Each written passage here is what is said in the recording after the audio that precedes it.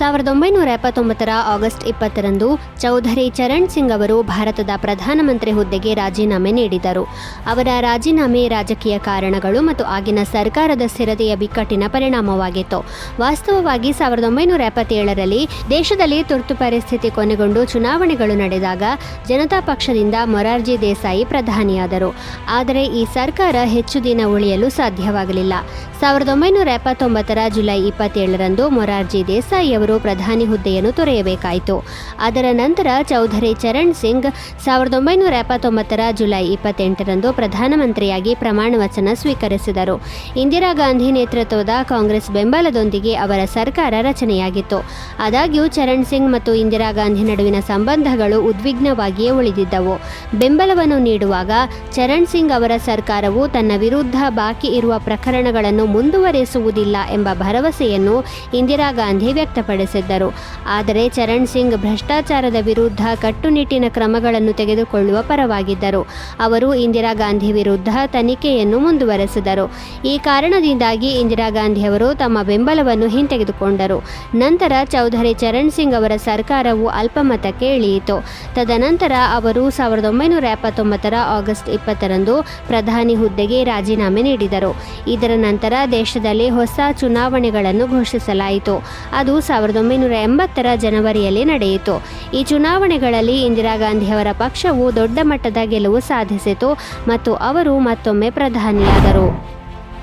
2011 August 20ರಂದು Jammu ಮತ್ತು ಕಾಶ್ಮೀರದಲ್ಲಿ ಭಯೋತ್ಪಾದಕರೊಂದಿಗಿನ ಎನ್ಕೌಂಟರ್ನಲ್ಲಿ lieutenant Navdeep Singh ಅಪ್ರತಿಮ ಧೈರ್ಯವನ್ನು ಪ್ರದರ್ಶಿಸಿದರು. ಅವರ ಧೈರ್ಯಕ್ಕಾಗಿ ಅವರಿಗೆ ಮರಣೋತ್ತರವಾಗಿ ಭಾರತದ ಅತ್ಯುನ್ನತ ಶಾಂತಿಕಾಲದ ಶೌರ್ಯ ಪ್ರಶಸ್ತಿಯಾದ ಅಶೋಕ ಚಕ್ರವನ್ನು ನೀಡಲಾಯಿತು. ಲೆಫ್ಟಿನೆಂಟ್ ನವದೀಪ್ ಸಿಂಗ್ ಭಾರತೀಯ ಸೇನೆಯ ಕೆಚ್ಚೆದೆಯ ಅಧಿಕಾರಿ. 2011 ಆಗಸ್ಟ್ 19ರಂದು ಲೆಫ್ಟಿನೆಂಟ್ ನವದೀಪ್ ಸಿಂಗ್ ಅವರಿಗೆ ಗುರೇಜ್ ಸೆಕ್ಟರ್ನಲ್ಲಿ 17 ಭಯೋತ್ಪಾದಕರು ಭಾರತದ ಭೂಪ್ರದೇಶಕ್ಕೆ ನುಸುಳಿದ್ದಾರೆ ಎಂಬ ಮಾಹಿತಿ ಸಿಕ್ಕಿತು ಎಂದು ಹೇಳಲಾಗುತ್ತದೆ.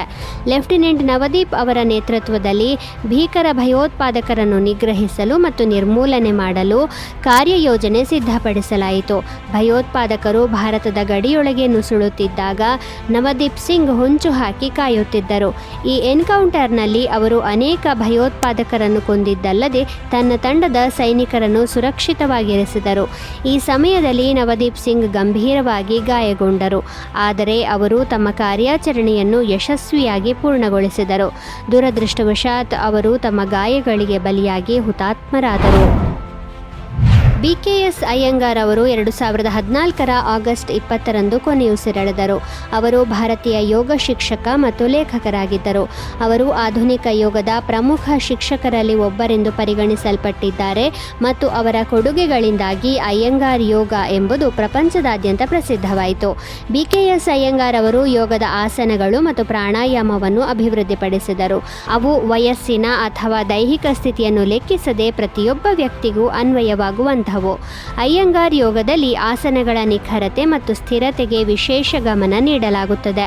ಇದರ ಗುರಿ ದೈಹಿಕ ಆರೋಗ್ಯವನ್ನು ಸುಧಾರಿಸುವುದು ಮಾತ್ರವಲ್ಲದೆ ಮಾನಸಿಕ ಮತ್ತು ಭಾವನಾತ್ಮಕ ಸಮತೋಲನವನ್ನು ಸಾಧಿಸುವುದು. BKS ಅಯ್ಯಂಗಾರ್ ಅವರಿಗೆ 1991ರಲ್ಲಿ ಪದ್ಮಶ್ರೀ, 2002ರಲ್ಲಿ ಪದ್ಮಭೂಷಣ ಮತ್ತು 2014ರಲ್ಲಿ ಪದ್ಮವಿಭೂಷಣ ಸೇರಿದಂತೆ ಅವರ ಕೊಡುಗೆಗಳಿಗಾಗಿ ಹಲವಾರು ಪ್ರಶಸ್ತಿಗಳನ್ನು ನೀಡಿ ಗೌರವಿಸಲಾಯಿತು.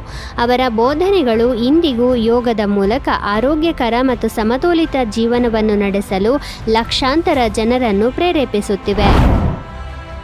1977 ಆಗಸ್ಟ್ 20ರಂದು ವಾಯೇಜರ್ 2 ಬಾಹ್ಯಾಕಾಶ ನೌಕೆಯನ್ನು ನಾಸಾ ಉಡಾವಣೆ ಮಾಡಿತು. ವಾಯೇಜರ್ 2 ಸೌರವ್ಯೂಹದ ಎಲ್ಲ 4 ದೈತ್ಯ ಗ್ರಹಗಳಾದ ಗುರು, ಶನಿ, ಯುರೇನಸ್ ಮತ್ತು ನೆಪ್ಚೂನ್ಗಳನ್ನು ನಿಕಟವಾಗಿ ಅಧ್ಯಯನ ಮಾಡುವ ಏಕೈಕ ಬಾಹ್ಯಾಕಾಶ ನೌಕೆಯಾಗಿದೆ. ವಾಯೇಜರ್ 2 ಗುರು ಗ್ರಹದಲ್ಲಿ 14ನೇ ಚಂದ್ರನನ್ನು ಕಂಡುಹಿಡಿದಿತ್ತು. ಹಾಗೆಯೇ ವಾಯೇಜರ್ 2 ಯುರೇನಸ್ನ ಹಿಂದೆ ಹಾರಿದ ಮೊದಲ ಮಾನವ ನಿರ್ಮಿತ ವಸ್ತುವಾಗಿದೆ.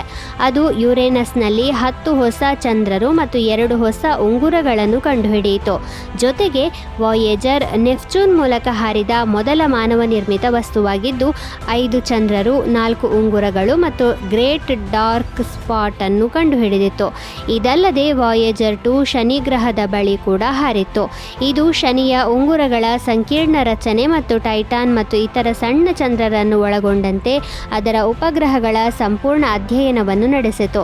ಇದರೊಂದಿಗೆ ಇತಿಹಾಸದಲ್ಲಿ ಇದು ಸೌರವ್ಯೂಹದ ಅಂತ್ಯವನ್ನು ತಲುಪಿದ ಎರಡನೇ ಮಾನವ ನಿರ್ಮಿತ ಸಾಧನವಾಗಿದೆ. ವಾಯೇಜರ್ 2 ಇಂದಿಗೂ ಸಕ್ರಿಯವಾಗಿದೆ ಮತ್ತು ವಿಜ್ಞಾನಿಗಳಿಗೆ ಡೇಟಾವನ್ನು ಕಳುಹಿಸುತ್ತಿದೆ.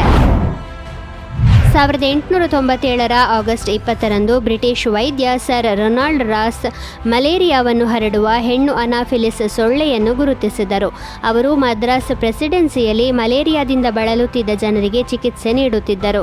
ಈ ಸಮಯದಲ್ಲಿ ಅವರು ಮಲೇರಿಯಾ ರೋಗಿಯ ದೇಹದ ಮೇಲೆ ಇರುವ ಸೊಳ್ಳೆ ಕೋಶವನ್ನು ಅಧ್ಯಯನ ಮಾಡಿದರು. ಈ ದಿನ ಅವರು ಹೆಣ್ಣು ಅನಾಫಿಲಿಸ್ ಸೊಳ್ಳೆಯ ದೇಹದಲ್ಲಿ ಮಲೇರಿಯಾ ಪರಾವಲಂಬಿಯನ್ನು ಮೊದಲ ಬಾರಿಗೆ ನೋಡಿದರು. ಸೊಳ್ಳೆ ಕಡಿತದಿಂದ ಮಲೇರಿಯಾ ಹರಡುತ್ತದೆ ಎಂಬುದು ಇದರಿಂದ ಸಾಬೀತಾಗಿತ್ತು. ಅವರು ಮಲೇರಿಯಾದ ಜೀವನ ಚಕ್ರವನ್ನು ಅರ್ಥ ಮಾಡಿಕೊಳ್ಳಲು ಪ್ರಯೋಗಗಳ ಸರಣಿಯನ್ನು ನಡೆಸಿದರು. ಇದರಲ್ಲಿ ಅವರು ಮಲೇರಿಯಾ ಸೋಂಕಿತ ಮಾನವರ ರಕ್ತವನ್ನು ಸೊಳ್ಳೆಗಳಿಗೆ ಚುಚ್ಚಿದರು ಮತ್ತು ನಂತರ ಸೊಳ್ಳೆಗಳ ಆಂತರಿಕ ಭಾಗಗಳನ್ನು ಪರೀಕ್ಷಿಸಿದರು. ಅವರ ಸಂಶೋಧನೆಯು ಮಲೇರಿಯಾ ಚಿಕಿತ್ಸೆ ಮತ್ತು ತಡೆಗಟ್ಟುವಿಕೆಗೆ ಹೊಸ ಮಾರ್ಗಗಳನ್ನು ತೆರೆಯಿತು. ಈ ಆವಿಷ್ಕಾರಕ್ಕಾಗಿ ರೊನಾಲ್ಡ್ ರಾಸ್ ಅವರಿಗೆ 1902ರಲ್ಲಿ ವೈದ್ಯಕೀಯದಲ್ಲಿ ನೊಬೆಲ್ ಪ್ರಶಸ್ತಿಯನ್ನು ನೀಡಲಾಯಿತು.